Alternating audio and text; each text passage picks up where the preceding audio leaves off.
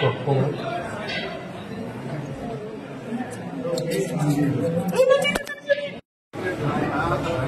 నన్ను కంప్లైంట్ చేస్తాను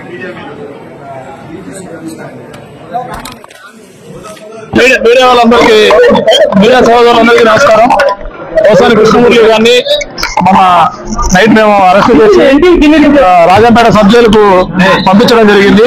ఆ సబ్ జైలు ఈ రోజు మార్నింగ్ అతను కొంత ఏదో అస్వస్థగా ఉంది, కొంచెం కడుపులో అట్లా పెయిన్ గా ఉంది అని చెప్తే దానికి సంబంధించి రాజంపేట ప్రభుత్వ ఆసుపత్రిలో చేర్చి అక్కడి నుంచి ఇక్కడికి కడప రిమ్స్ హాస్పిటల్ నందు వైద్య పరీక్షలన్నీ కూడా నిర్వహించడం జరిగింది.